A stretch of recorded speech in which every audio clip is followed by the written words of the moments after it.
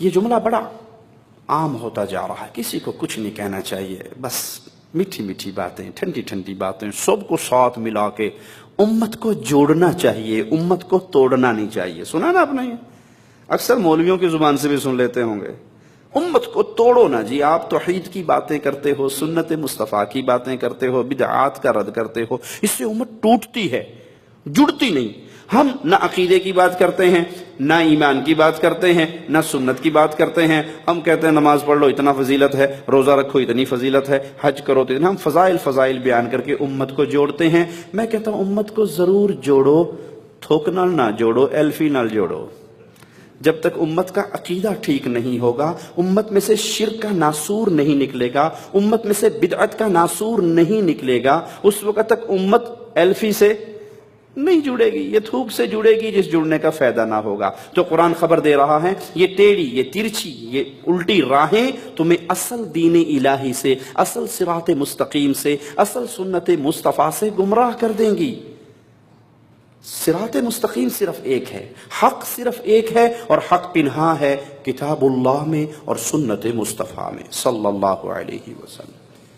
اس جملے کو اپنے بوٹ کی ایڑی کے نیچے دفن کر دو، جو جہاں لگا ہے ٹھیک لگا ہے۔ نہیں پیارے بھائی، جو سنت مصطفیٰ پہ لگا ہے ہمارے سینوں کا نور ہے، ہم اس کی عزت کرتے ہیں، اور جو سنت مصطفیٰ کے خلاف چل رہا ہے تو ہم قطعاً یہ نہیں کہہ سکتے کہ وہ بھی ٹھیک ہے۔ ہو سکتا ہے کوئی دلیل اس کے پاس بھی ہوگی۔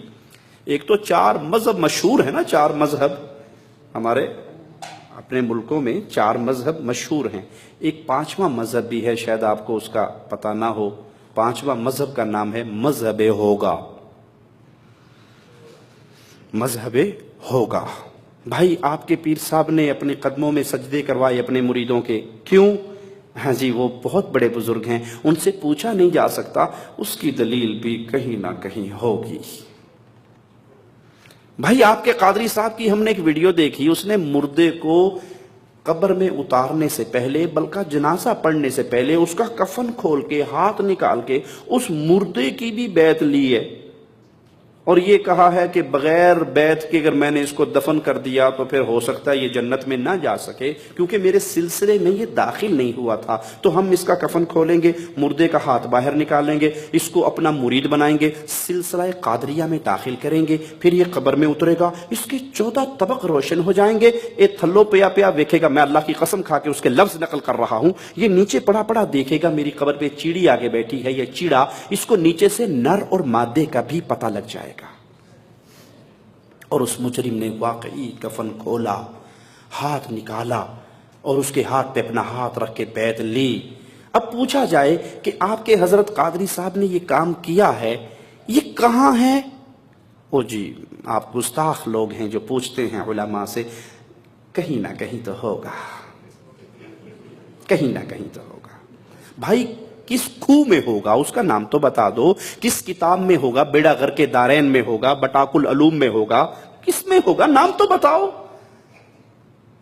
محمد کریم صلی اللہ علیہ وسلم کی سنت کا دشمن ہے وہ انسان جو یہ سمجھتا ہے جو جہاں لگا ہے ٹھیک، اور یہ وہ دروازہ ہے جس سے بدعات کا سیلاب داخل ہوتا ہے۔ ایک بدعت نہیں آتی، بدعات کا سیلاب آتا ہے، جو جہاں لگا ہے ٹھیک۔ کوئی سینہ پیٹ رہا ہے، ٹھیک ہے، کوئی کوئلوں پہ کوئلے جلا کے ماتم کر رہا ہے، ٹھیک ہے، کوئی گھوڑے کے نیچے سے گزر رہا ہے، ٹھیک ہے، کوئی گھوڑے کا تھوک چاٹ رہا ہے، ٹھیک ہے، جو دلدل کے سامنے آ کے رکوع کر کے اس کے کان کے اندر بولتا ہے مجھے بیٹا چاہیے، 9 مہینے سے پہلے حسین کی دلدل اس کو بیٹا دے دیتی ہے، ٹھیک ہے، جو جہاں لگا ہے ٹھیک ہے۔ محمد کریم صلی اللہ علیہ وسلم پہاڑ پہ چڑھے تھے، اہل مکہ کو مخاطب کیا تھا اور کہا تھا قولوا لا الہ الا اللہ۔ ایک جملہ، سب غلط ہیں، ایک جملہ سچا ہے۔ کفار مکہ نے آ کے ابو طالب کے سامنے شکایت ہی یہ کی تھی، تیرے بھتیجے نے گھر گھر میں لڑائی ڈلوا دی۔ آج کوئی نوجوان ہمارے مشائخ کے دروس میں آ کے جالیات سے جڑ کے مواحد بن جائے تو انڈیا پاکستان میں بابے کیا کہتے ہیں؟ اے منڈا وابی ہو گیا، ساڑھے گھر تھے روڑا ہی پہ گیا ہے، لڑائی پڑ گئی ہمارے گھر۔ یہ کہتا ہے ماں تو اگر قبر پہ سجدے کرے گی مر جائے گی، میں جنازہ نہیں پڑھوں گا۔ ابو اگر آپ قبر کا طواف کرو گے مر جاؤ گے، میں جنازہ نہیں پڑھوں گا۔ پہلے اچھے ہنسی خوشی چنگے بھلے رہتے تھے، جو مرضی کرتے تھے، کوئی ٹینشن نہیں تھی۔ اس وہابی نے ہمارے خاندان میں لڑائی ڈلوا دی۔ اس کی منت کی ہے پھوپھی کی بیٹی سے شادی کر لے، یہ کہتی ہے کہ وہ کالے کپڑے پہننے والی، محرم کے دن ماتم کرنے والی ہے، میں مشرکہ سے نکاح نہیں کر سکتا۔ لڑائی پڑ گئی خاندان کے اندر۔ یہی ابو طالب کو آ کے کفار مکہ نے کہا تھا تیرے بھتیجے نے مکے کی گلی گلی میں لڑائی کروا دی ہے۔ باپ کہتا ہے بیٹا تیری تلوار کے نیچے 3 مرتبہ آیا، تو نے بیٹا باپ سمجھ کے تلوار نہ چلائی، لیکن سن اگر تو میری تلوار کے نیچے 1 مرتبہ بھی آ جاتا تو بیٹا نہ سمجھتا، محمد کا دشمن سمجھ کے کاٹ ڈالتا۔ جو جہاں لگا ہے ٹھیک لگا ہے۔ اگر یہ عقیدہ محمدی عقیدہ ہوتا، یہ پیغام مصطفیٰ علیہ السلام کا پیغام ہوتا، تو ابو لہب کو کیا ضرورت تھی کہ وہ پیارے نبی کو کہتا تیرے ہاتھ ٹوٹ جائیں، نعوذ باللہ ثم نعوذ باللہ۔ ابو لہب کو کیا ضرورت تھی کہ وہ مصطفیٰ کے پیچھے پیچھے چلتا ہوا جاتا اور کہتا نعوذ باللہ یہ مجنون ہو گیا ہے، اس کی بات نہ سننا۔ پیغام مصطفیٰ یہ ہے، حق صرف وہی ہے جو اللہ کے حکموں میں ہے، حق صرف وہی ہے جو محمد کی سنتوں میں ہے۔ جو سنت مصطفیٰ سے ٹکرائے وہ حق ہو سکتا بھلے کتنا ہی خوبصورت بنا کے پیش کر دو۔ میں مثال دے کے اپنی بات کو آگے چلاتا ہوں۔ اذان کہاں ختم ہوتی ہے جی؟ لا الہ الا اللہ، اذان کا آخری جملہ ہے نا۔ اگر میں آج سے اذان ختم کرنی شروع کر دوں لا الہ الا اللہ محمد الرسول اللہ صلی اللہ علیہ وسلم، میں نے کوئی غلط جملہ تو نہیں کہا، گناہ والی بات تو نہیں کی، کوئی برے جملے تو زبان سے نہیں نکالے، لیکن اذان کا اختتام پہ اگر میں نے یہ اضافہ کر دیا، یہ اضافہ مجھے جنت میں لے جائے گا یا جہنم میں؟